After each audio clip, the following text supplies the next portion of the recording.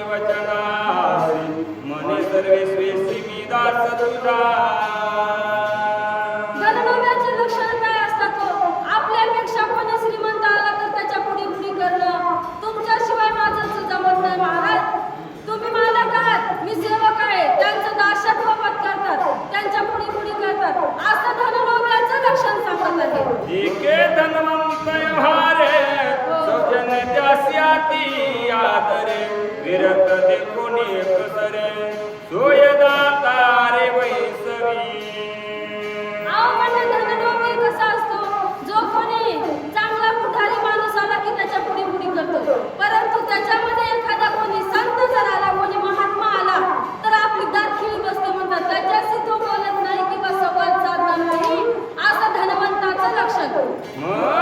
भगवंताची कोण सता सिद्ध ईश्वर दत्त भोग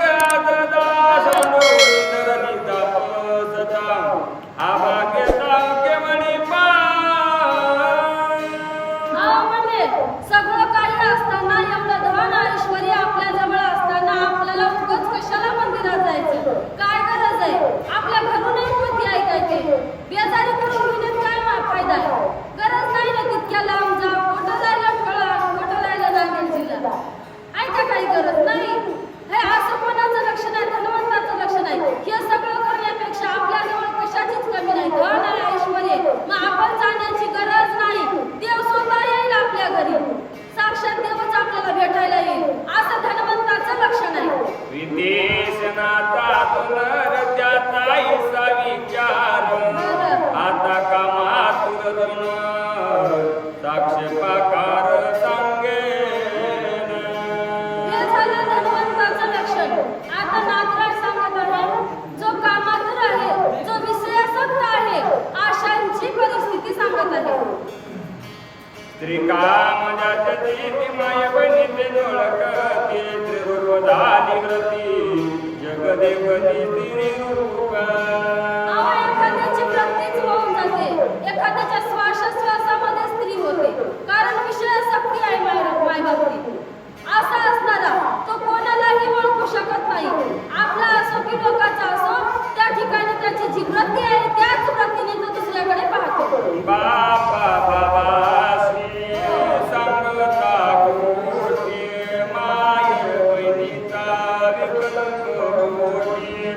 इतराची कायसी गोष्टी सकळ सृष्टी माझारी. एखाद्याचा विषय झालेला असतो, जवळचा कोणी नातेवाईक, त्याचा बाप भाऊ जरी एखाद्या स्त्रीला बोलत असला तरी तो त्याच्याविषयी कपट भावना निर्माण करतो. हे बघा, आपल्याला समजा आम्ही कोणी गावाला शक्तीला गेलो ना तर कोणी विचारते, माया बहिणी विचारतात, ताई तुम्ही कोणासोबत आल्या? मग तुमच्यासोबत वाचक कोण होता? कोण होता? हा माझा भाऊ आहे आणि माझा मालक आहे, असं सांगितल्यावर त्याला कळत नाही. पुन्हा विचारतात, तुमच्यासोबत कोण आलं होतं? ते विचारण्याची काही गरज आहे का? नाही. परंतु ज्याची वृत्ती जी झाली ना तो त्याच विषयावर जातो. अशा प्रकारे नाथराज सांगत आहे. हनुमान साधुरत्न घात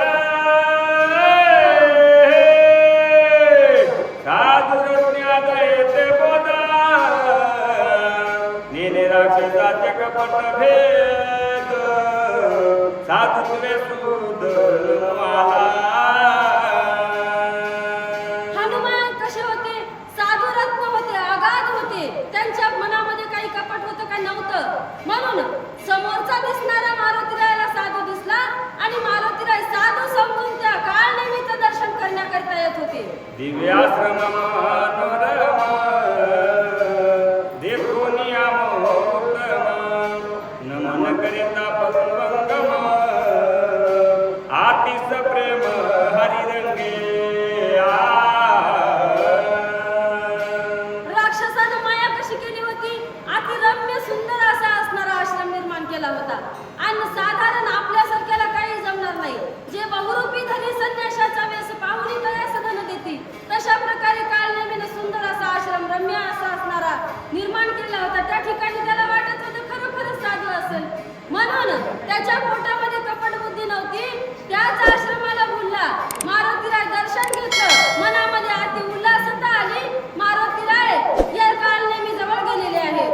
ये स्वकार्याती कुशळ नाते कोणी कुळांगुळ खातले लोटांगण प्रबळ चरण कमळ वंदना.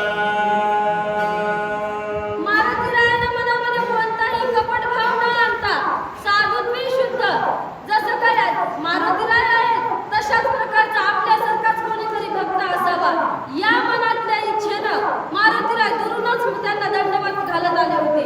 जशा प्रकारे आपण आल्याबरोबर मारुतीरायाला राम साष्टांग नमस्कार करतो, तशा प्रकारे मारुतीरायाने सुद्धा या काळनेमीला साष्टांग दंडवत घातलं, प्रणिपात केला आणि काळनेमी जवळ काय बोलत होते. वही सुघातले वरासनानिल करण शाळन जीवनाते पादादी संपादन पूजा विधान मांडिले.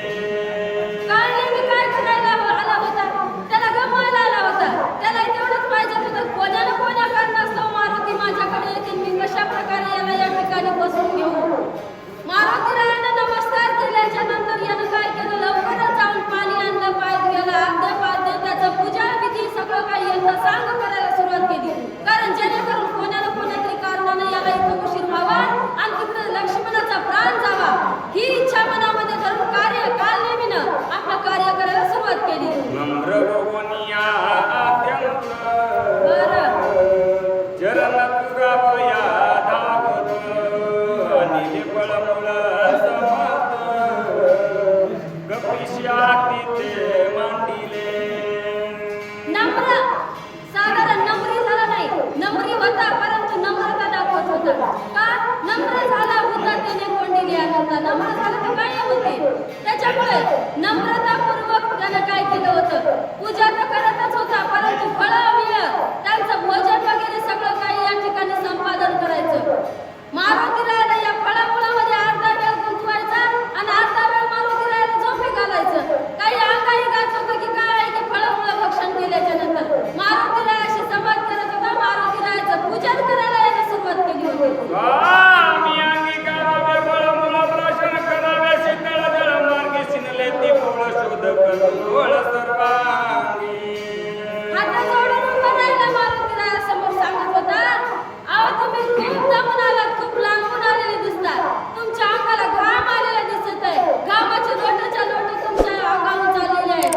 थोडासा विश्राम करा, फळं खा किंवा भोजन करा. अशा प्रकारे मारुतीरायाची विनंती काळनेमी करत होता. दिसतो सिजय सारा मधुता वानरतनु ग्रहित कोण कार्यात उरेत तुम्ही येत येणे केले.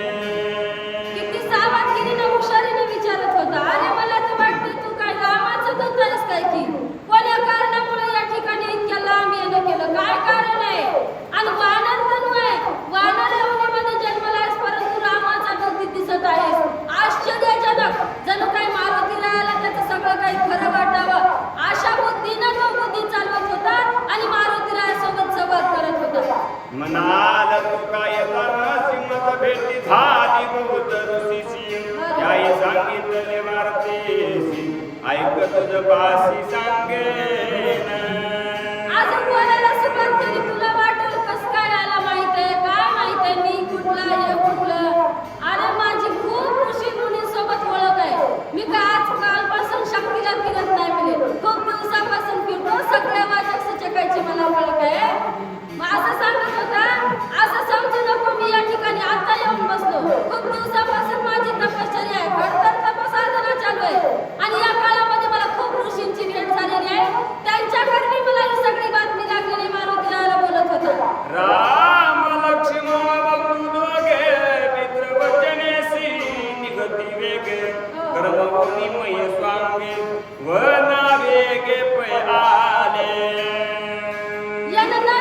आता सांगायला सुरुवात केली, कारण याला याचं कपट साधून घ्यायचं होतं. कोणी बी सांगा, आपल्यासारखं बी आपल्याला आपलं काही स्वार्थ साधून घ्यायचा असलं ना, आपण कसं पुढी करतो त्याच्या किती त्याला त्याच्या समोर लाल पटाळतो. काळनेमीनं सुद्धा सुरुवात केली. हे बघ म्हणले, राम लक्ष्मण हे दोघं जण भाऊ आपल्या बापाचं वचन पूर्ण करण्यासाठी वनाला आलेले आहेत. आणि त्याच्यासोबत सीता नव्हती का? होती, पण आता ही दुसऱ्या ओळीत मागं पुढे रामायण सांगायला काळनेमी मनानं सुरुवात करत होता. त्यांचा पुरुषार्थाती अद्भुत परिसरात कपिनाथ आवडे कुठली बहुत आमचरित्र बरे सावया. मारुतीरायाला किती आवड होती रामचंद्र प्रभूच्या नावाचं. नुसतं राम म्हणलं तर पाया पडायला आला. याला साधूच बघला आणि पाया पडला. याच्या तोंडातून आता राम नाम येत होतं. याला खूप उल्हास वाटला. काय काय सांगेल, किती किती ऐकू, अशी उल्हास मारुतीरायाच्या मनामध्ये वाटत होता. स्वयंवारी भंगिले आरोप दंड रावणाचे काळे तोंड झाडिले भार्गवाचे बळबंड हे प्रचंड घेतले.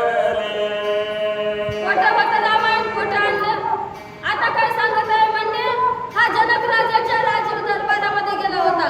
यानं शिवचाप मोडला, कारण भार्गवाचं शिवधनुष्य मोडलं आणि सीताई साहेबासोबत विवाह केला. अशा प्रकारची ही आता खोटल्या खोटं बातमी रामचंद्र प्रभूची मारुतीरायाला सांगायला सुरुवात करत होता. स्वयंवारी भंगिले आरोप दंड रावणाचे काळे तोंड झाडिले भार्गवाचे बळबंड येस प्रचंड घेतले. रामचंद्र प्रभूने या शिवधनुष्य मोडल्याच्या नंतर रावणाचं काळं तोंड झालं. रावण काळं तोंड घेऊन अपमान करून आपल्या इकडे आला. आणि या भार्गवाचं म्हणजे त्यांचं सुद्धा काय झालंय म्हणजे, त्यांना सुद्धा अभिमान झाला होता आपल्या या धनुष्याबद्दल, शिवधनुष्याबद्दल. त्यांचा सुद्धा अभिमान त्यांनी चकनाचूर केलेला आहे. असा रामाचा पुरुषार्थ सांगत असताना मारुतीरायाला उल्हास वाटत होता. सीते समवेत दोघे जण वना निघाले आपण मारुनी राक्षस दारुण वाणी ही जाण मारेला. आता सीता आई साहेबांना यानं सोबत घेतलं. आता म्हणत होता, आता सीता आई साहेबाला घेऊन दोघं जण वनामध्ये आले. कित्येक राक्षसांचा नाश केला आणि समोर आल्याच्या नंतर आता काय सांगेल बघू.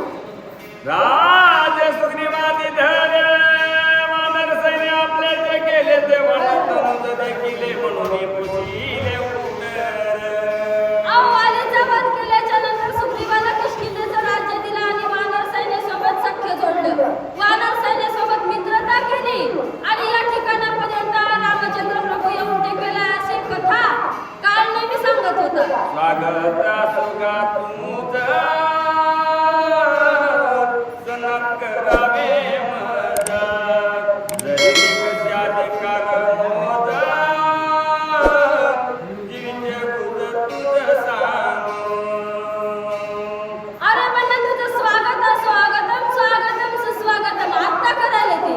इतक्या वेळ कथा सांगण्यामध्ये गेली, उलट सुलट रामायण सांगला आणि आता सुस्वागतम म्हणाले.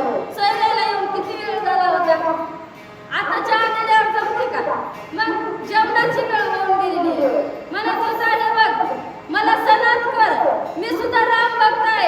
अशा प्रकारे विनंती करायला सुरुवात केली. श्रीरामाची निज कथा तापस मुख्य ऐकता उल्हास झाला कपिनाथा दिवुनी साधता वानरी. मारुतीरायाला रामचंद्र प्रभूची कथा उलटी सुलटी का होईना पण ऐकायला मिळत होती. या ठिकाणी सुद्धा रामचंद्र प्रभूच्या नावाचे भक्त या ठिकाणी नाम उच्चार करत आहेत.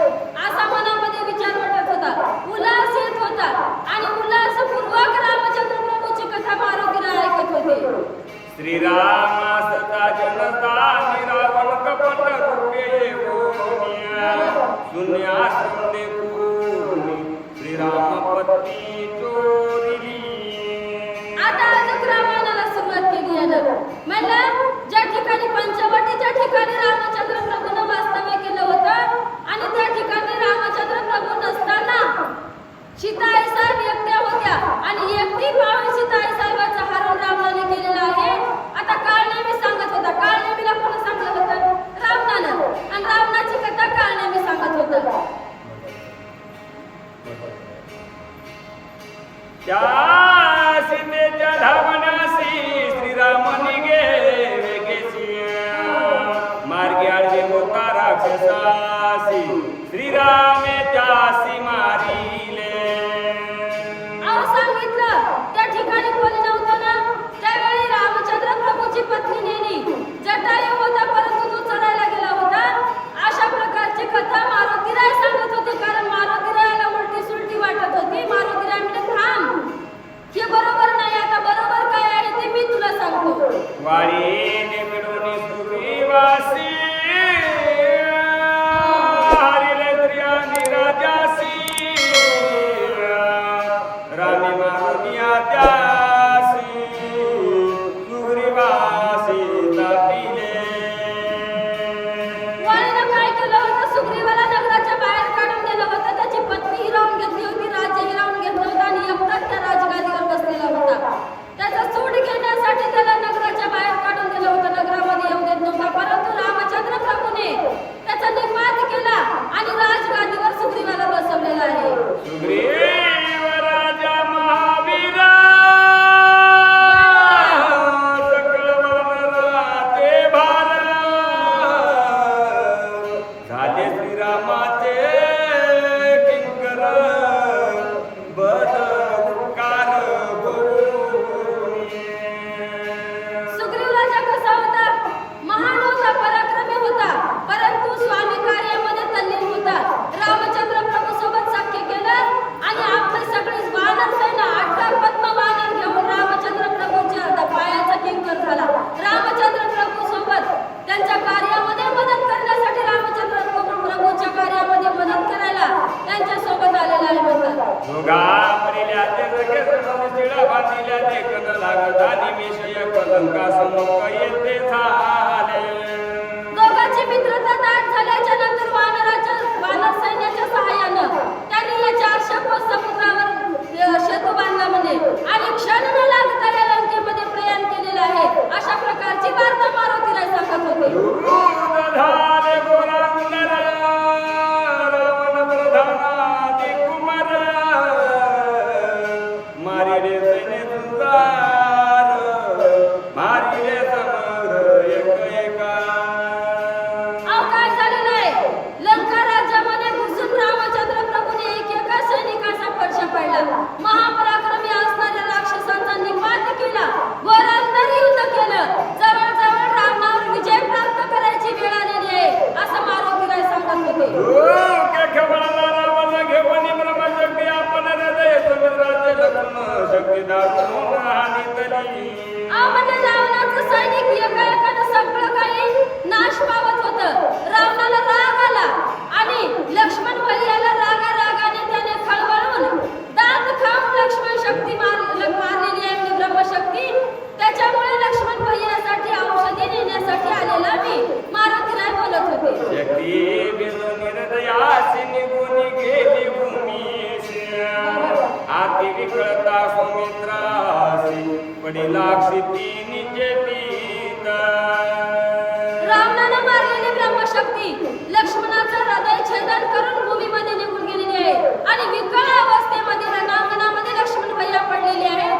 अशी वार्ता लक्ष्मण भैयाची मारुतीराय काळनेमीला सांगत होते. वाचवा वया सुमित्रासी निवुआ औषधीसी सूर्य पावदयासी मदत रे सिदान्यासे. लक्ष्मण भैया मूर्छागत पडलेले आहेत. म्हणूनच मी या ठिकाणी त्यांचा प्राण वाचवण्यासाठी औषधी देण्यासाठी आलेलो आहे. अशी केवळ वाणी अहो म्लान वदन करून लहान तोंडानं मारुतीला सांगत होती. दुःखी अवस्था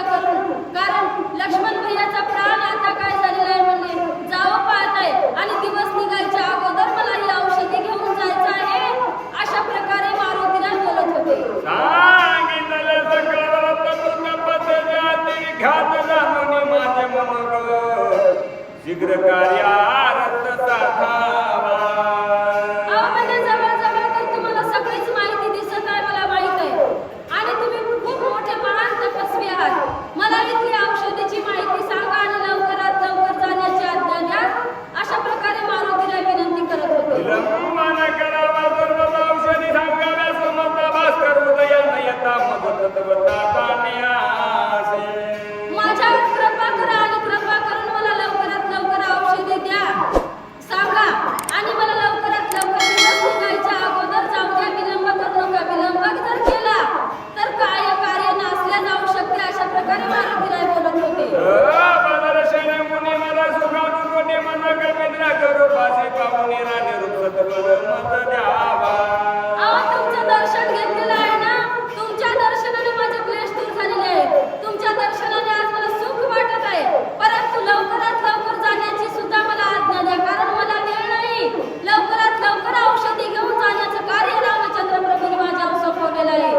त्यासाठी तुमची आज्ञा मागत आहे, असं मारुतीराय बोलत होते. जीविता सदन ग्रहित बोधकांतर पुनीत होये देख प्राप्त होय जरी अनादि भ्रम सुख देख तो पावे. अहो, सज्जनाच्या घरचं जेवणच काय, पाणी सुद्धा पिलं तर अंतर्पुनीत होते म्हणतात.